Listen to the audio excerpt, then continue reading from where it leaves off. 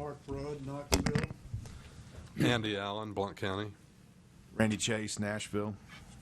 Keith Whittington, Johnson City. Reese Smith, Franklin. Benny Jones, Manchester. All right. We need a motion to adopt the agenda. So moved. Second. All right, we have a motion and a second. All in favor? Aye. Any opposed? Okay, the agenda is adopted. We need a motion for the hardships which have been approved by the executive director. So moved. Second. We have a motion and a second. All in favor? Aye. Aye. Any opposed? All right. On the monetary limit, do you want to go ahead and talk about that now, Ashley? I'll let you handle that. So the board has some rules pending before the Government Operations Committee, scheduled to be heard at the committee meeting tomorrow, relating to monetary rules. And there's been some comment I've received, and I've had a couple of meetings with some members of that committee, and they've asked that the board kind of reconsider. So there are a couple of ways we can go. We can request a stay that will give us 75 days to look at the rules and then go forward with a rulemaking hearing. The other option is to withdraw the rules altogether if, after looking at the language of the rules, the board is deciding that the prior variation of the rule is correct and we don't need that change at all. So the rule in particular that I'm referring to is 0680-01-.13. And we were looking at changing subpart 8, where it says, currently, subject to such tolerance, no contractor shall engage or offer to engage in any project of which the cost, including all material and labor furnished by or through another source other than the owner, would exceed the monetary limit placed on the licensee's license. And our proposed change was to have the project costs include any labor or materials provided by the owner. Like I said, I've received a few comments that the prior version that did not include material and labors provided by the owner was probably correct, and there have been requests to withdraw that rule, and I wanted to bring it to the board's attention for their vote.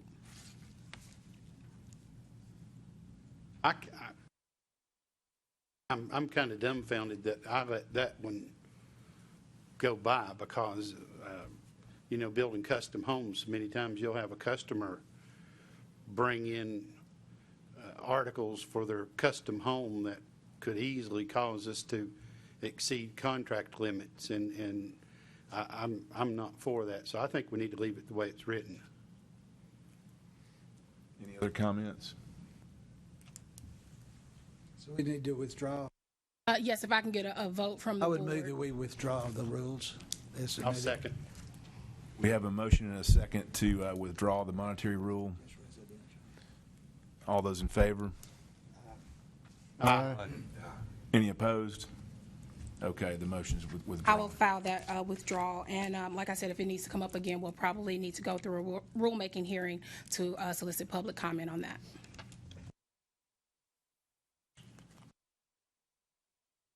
Okay. We've got two board meeting transcripts that we need to approve. July 31st, 2019 and September 24th, 2019. If I can get a motion to approve those transcripts. Motion to approve the transcripts. Can I get a second? Second. We have a motion and a second. All in favor? Aye. Any opposed? All right. License approvals. Need a motion on all the waived licenses. I'll move for approval on the waived licenses. Second. All right, we have a motion and a second on the waived. All those in favor? Aye. Any opposed? All right, moving on to interviews. Mark, we'll start with you. I've got one I wanted to bring before the board. It's a masonry contractor who has been doing masonry work in excess of $100,000 for other licensed masonry contractors. He didn't realize he had to have a license as well. So I'm moving that we approve his application with a fine of $1,000 for performing work in excess of 100.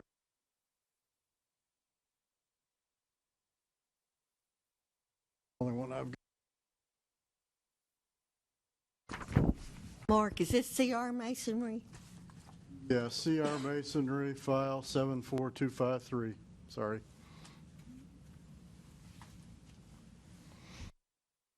Okay, Andy, we'll go through all of them and then approve them at the end. File 74255, Level 10 Construction. They were doing projects over $25,000 without a license.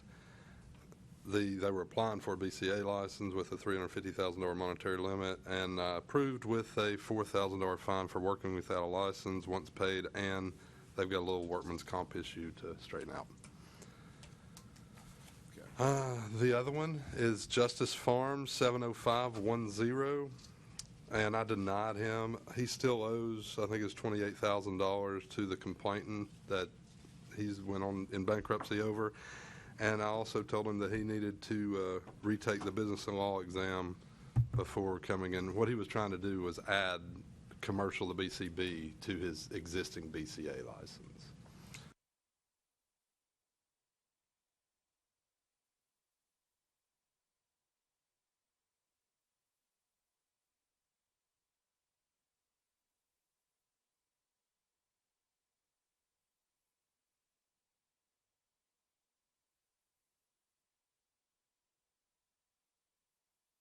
Yep, you're up.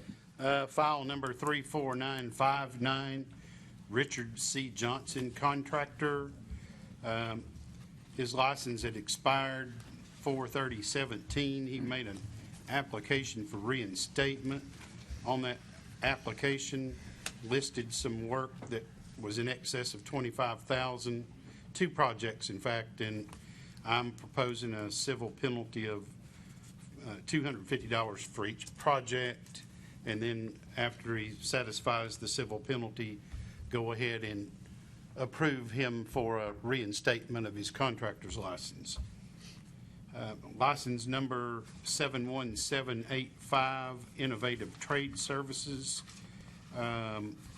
They had asked for a revision to add BC-C to their license, and I have denied it for lack of experience.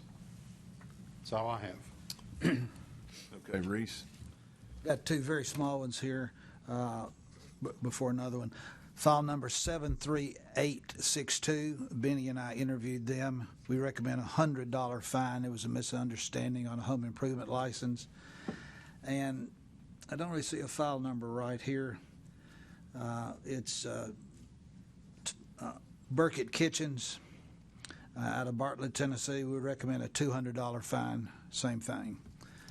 Then Benny and I and the chairman interviewed Alpa Construction Company this morning.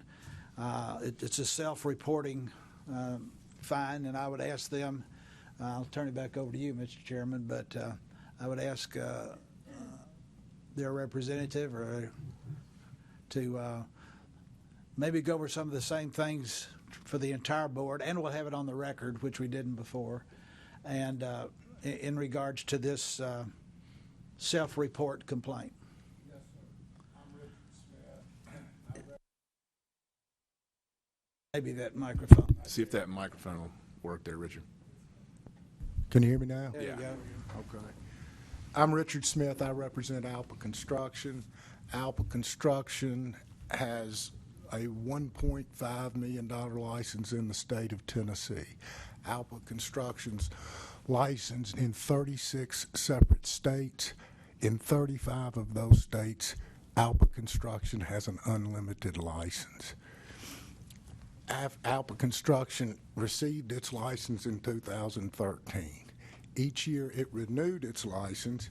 Attached to the renewal was a reviewed financial statement that showed that Alpa was qualified to be an unlimited license.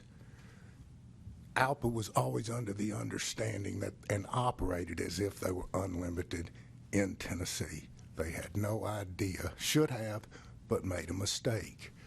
ALPA has done 10 different projects. The first project they did in 2018 was for $4.6 million. Clearly, we violated the license limit on that project. We then did 4 other projects, all within the license limit. All of those are complete. ALPA made a decision to start in earnest doing work in the state of Tennessee. They've purchased property in the state of Tennessee, in Franklin, and have closed. They're opening an office here. They've had 3 separate contracts in 2018. One was for $4.7 million. The other one was for $3.6 million in Memphis and Burns, Tennessee, respectively. On this particular project, while we're here today, is a $25 million project, clearly in excess of our license limit. What happened was we bid the work on this project, and the project's known as Cumberland Behavioral Health Hospital. We bid the project in April 29th, 2019. We submitted a renewal application on June 17, 2019, with the reviewed financial statement that shows that ALPA is qualified to be an unlimited license. They went through a value engineering process. The second bid was submitted August 23rd. The contract was awarded August 27th. We mobilized construction on September 9th. Our site contractor pulled the permit, started work. As we sit here today, site grading, building pad, foundation, site utilities are all in. The concrete foundation is scheduled to begin next week. The underground utilities are scheduled likewise to begin next week. ALPA goes down to pull their building permit. When they pull their building permit, the codes department notified them that they had a $1.5 million license limit. At all times prior to that, they were of the opinion and thought they had an unlimited license in Tennessee. Immediately after we discovered that, we self-reported. We notified not only the licensing board, we notified the owner. We have secured from the owner a hardship letter, which essentially tells the board that Arcadia and St. Thomas are a joint venture. The project's being constructed to bring psychiatric beds online. It's going to allow the beds at St. Thomas to become open so they can use them for their purposes. These new beds are going to take them from St. Thomas to this portfolio. And when we went through the process to have the joint venture approved, we had to submit a schedule for construction. The schedule for construction is vital to an orderly transition that makes sure that the beds are available in St. Thomas at a certain point and these come online at a certain point. Likewise, the staffing, the operations, all of that are contingent upon the schedule.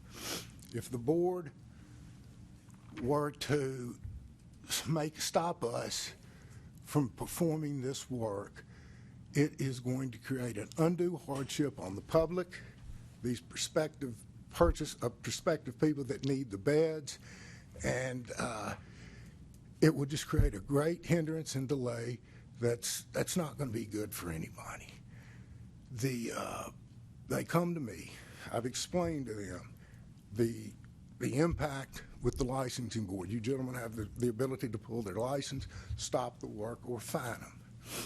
I've also explained to them there's a civil side of the ledger where they could end up performing this work with the owner not having to pay them any profit. The contractor discovered their mistake, the contractor self-reported, and the contractor is prepared to complete this work regardless of the finer assessment with the understanding we've got $24 million of work left that may be subject to a civil case where they're going to have to perform without profit. I'm here to beg the board to let us complete. We're going to complete it regardless of the fine or assessment and regardless of the civil penalty that's out there. We're just begging.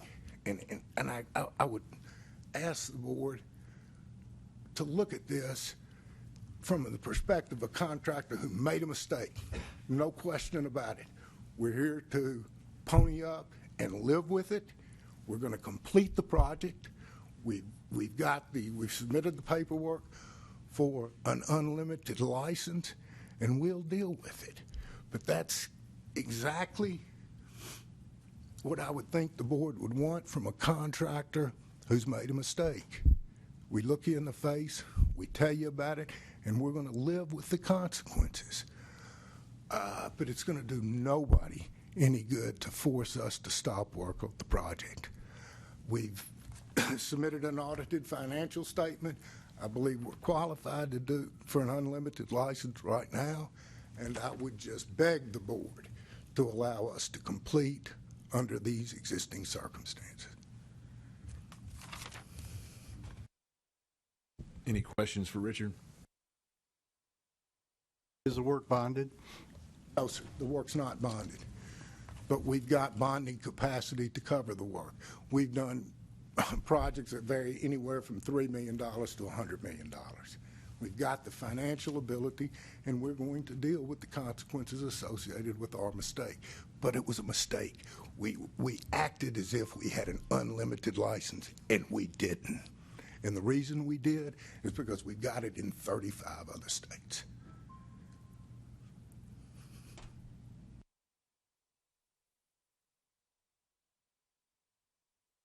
So it's four total jobs, counting this one, that were over your limit, right? Did a couple others that were below the 1.5. 4 total, 1's complete, 3 are in progress.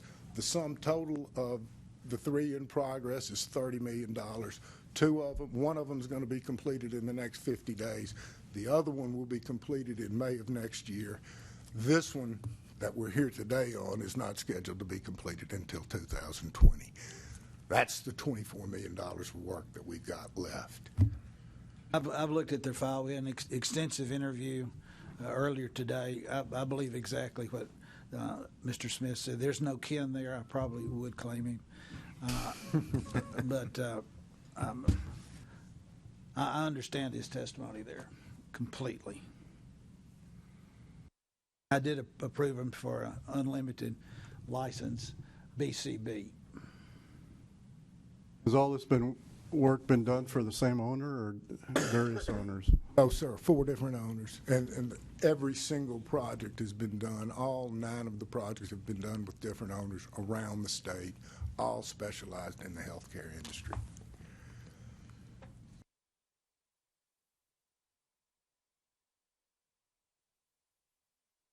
Other questions or comments? Or on how we should? It's a clear violation of our laws. They didn't know, but there's certainly various ways to check, and I'm surprised that the building officials would issue a building permit to someone that's not properly licensed. So I think we ought to fine them significantly. We don't want other contractors playing the same game, essentially, that they don't have to provide us an audited statement and don't have to have a properly licensed monetary limit to get a building permit and build a project. So I think it's something that we need to take very seriously.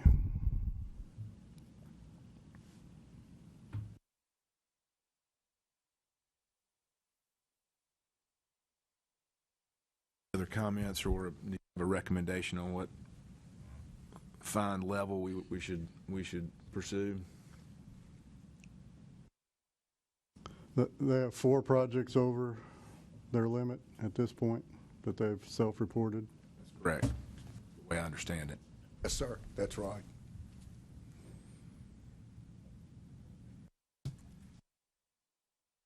I'd like to propose we fine them $100,000 for those 4 projects. So 25 per project, essentially? Yes.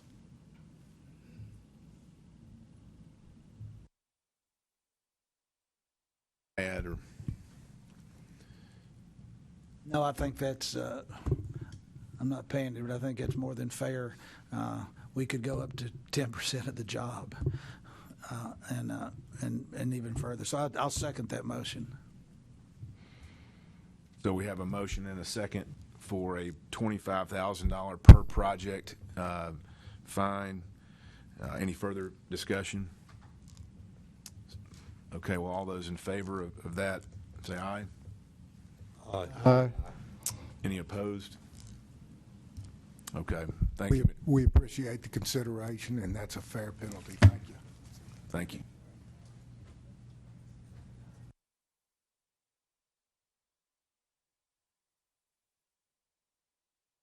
Benny, did you have any, or you were part of Reese's, right? Correct.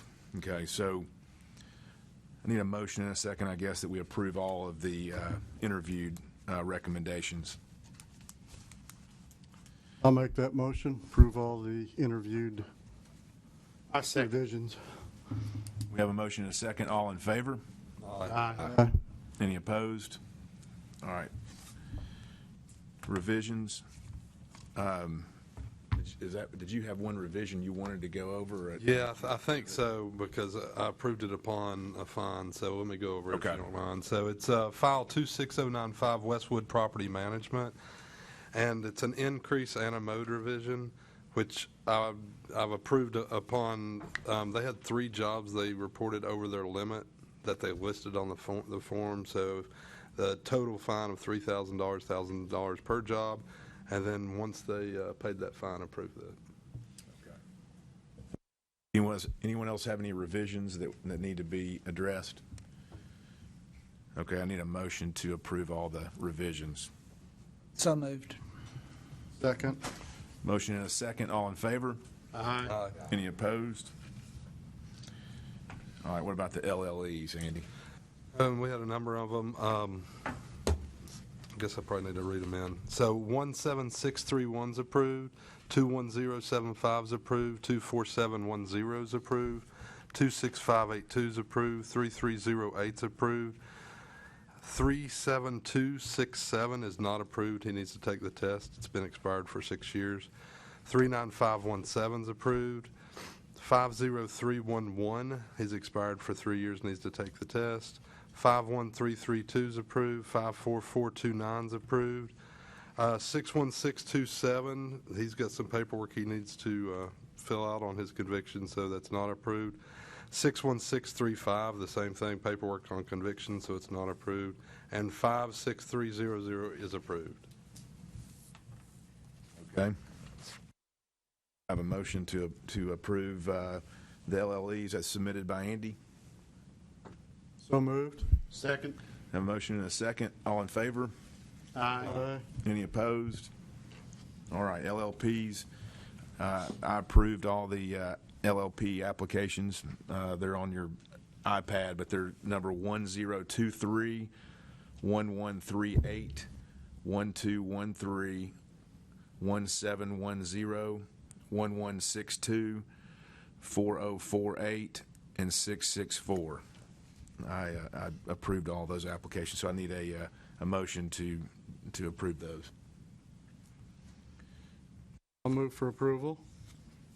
I'll second. We have a motion and a second to approve the LLPs as presented. All in favor? Aye. Aye. Any opposed? All right. Home improvement.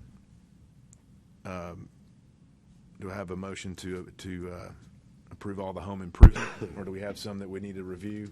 No, Benny and I reviewed all those and move for approval. All right, we have a motion Second. and a second. All in favor? Aye. Any opposed? All right. Move to the Go Build update. If you guys want to come up. Good morning. Pleasure to be in front of you. It's been a while. Kent Starwalt with the Tennessee Road Builders Association. Real quick, just want to let you know, things continue on with Go Build.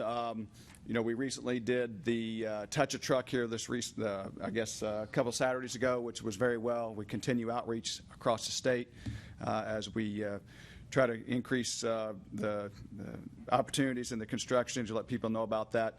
The one thing that we're struggling with right now is sort of as our budget based on our financials. We thought we'd be getting more from this group, but the increase in the cost backs has impacted your all's reserves, which has a direct impact on how much money Go Build receives from you all. And so as we continue to look at that situation, that does have an impact as we go forward and has an impact on our anticipated financials. So pending any questions, things other than our financials, things are going quite well. Questions? Is your employee still with you? He is. He actually Okay. got married, and so he is on his honeymoon, so he is not here today. So, All right. Thank you for coming in. All right, we'll move on to the legal report, starting with residential. Mr. Gregory for the agency.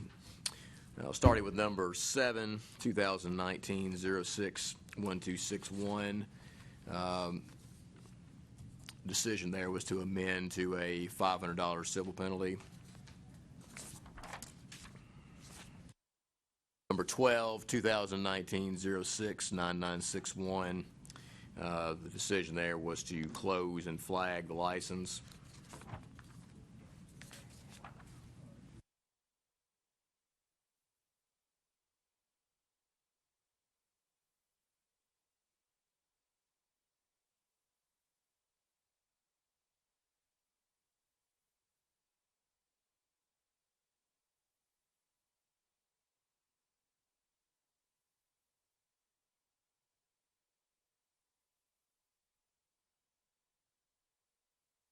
All right, jumping ahead to number 63, 2019-06-4491. Decision there was to amend to a $1,000 civil penalty. Number 67, 2019-07-2231. Decision was to amend to a $1,000 civil penalty. Number 71, 2019-06-8031. Decision was to amend to a $1,000 civil penalty. Number 74, 2019-06-7241. Decision there was to authorize a voluntary revocation of the licensee's home improvement license. Number 75, 2019-06-6921. Decision was to issue a letter of warning.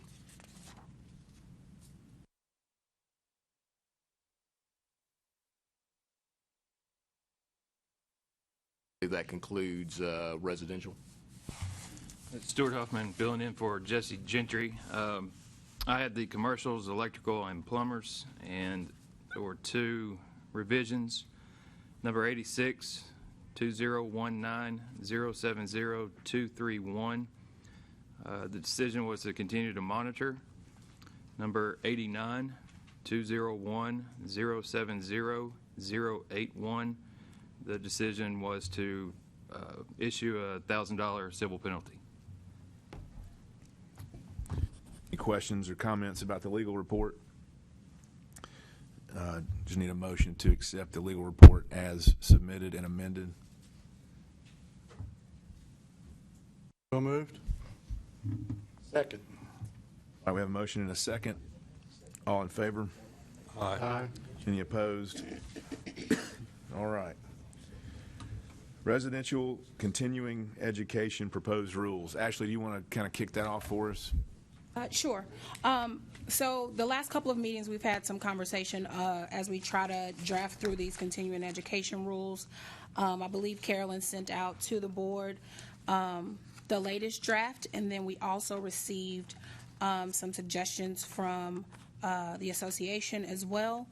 If we had any additional edits, I guess we can discuss those now. Additionally, I think that we'll need to go through a rulemaking hearing, so we'll probably need to discuss what's the best date for that. We have to give the public 45 days notice before the rulemaking hearing. It takes the Secretary of State about a week to post that notice, so that puts us at 52 days out. From today, that puts us at January 10th of 2020 for a rulemaking hearing.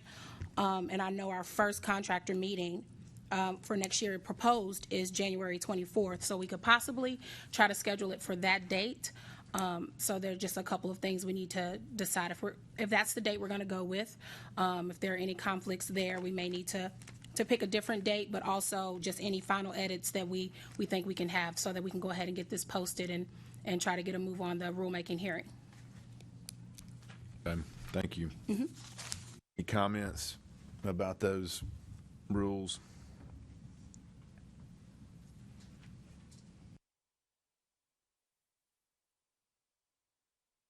It's not.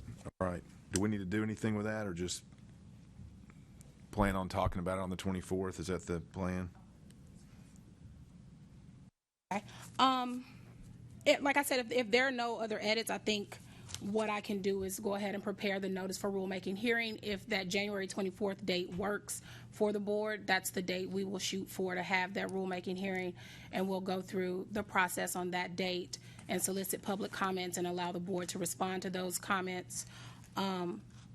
Outside of that, if there are no other edits, I can just go ahead with that part of the process.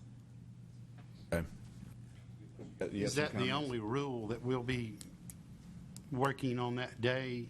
Unless the board proposes additional changes. The only one that I have listed right now are the rules for continuing education. All right. Okay, thanks. Any other updates, Carolyn, on budget? Budget, I think it's in your iPad. We do closing.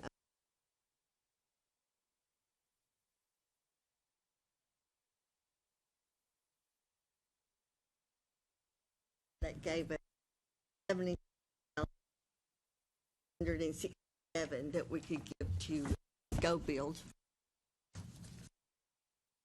And as far as any other updates, we do have a formal hearing on the 24th, and then I guess we do need you all to approve the 2020 dates. And a copy of there was only a couple dates that not everyone could be available.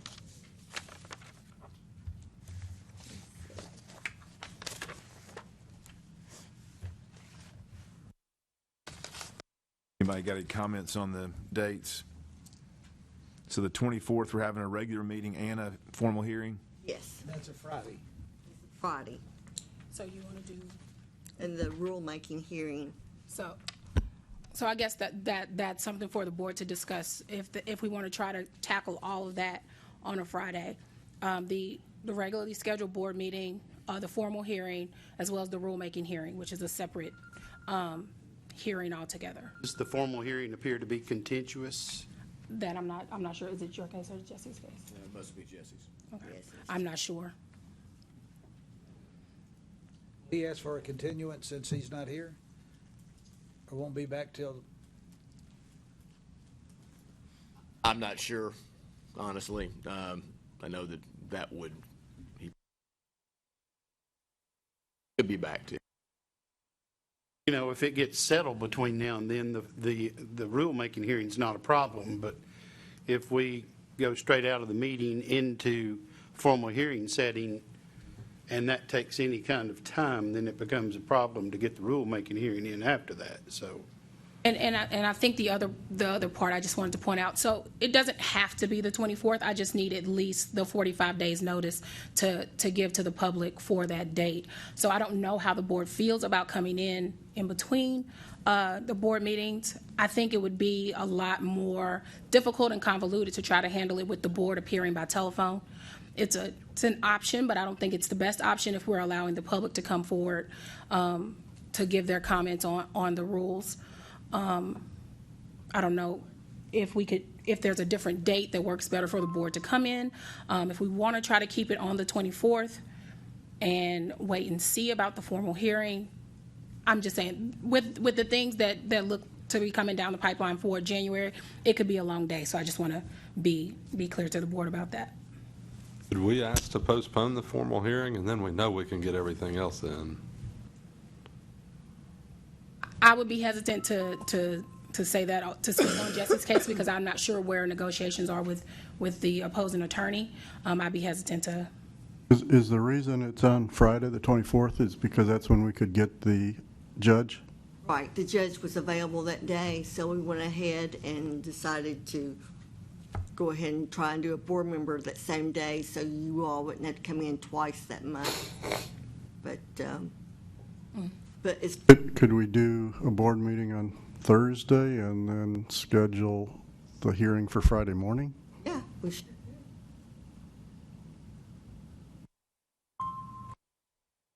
So handle the board meeting the Thursday, which would be the 23rd, and then have the formal hearing and rulemaking on the 24th, since we will have the ALJ already there. Right, and then the formal. Just do the rulemaking hearing on the 24th. Yeah. Seems like those formal hearings, 9 out of 10 get settled, canceled, or whatever, and all of a sudden, these guys are here for 2 days. Well, I think in this one, I think we kind of have an opportunity to maybe handle the board meeting on the 23rd and then do the rulemaking hearing on the 24th, and then that way we know that there's something on the 24th. If the hearing goes forward, we can do it that morning and then do the rulemaking hearing that afternoon. But of course, it's up to the board. The preference would just be 1 day. Absolutely. And If the we're going to attorney, do it, the attorney involved is not even going to be in the office, possibly even up to the date of the hearing.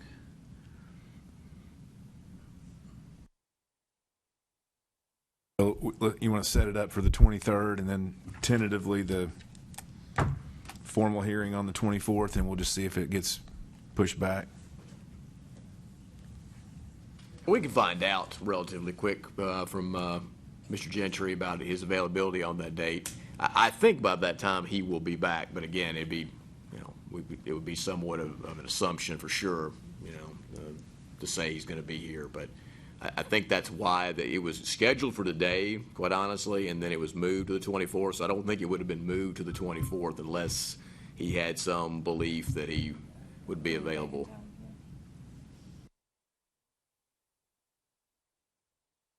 All right, any other business? Any new business?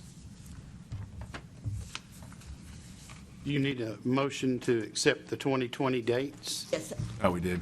I'll make a motion, we accept the 2020 meeting dates. I'll second. We have a motion and a second. All in favor? Oh, boy, Benny. Aye. Aye.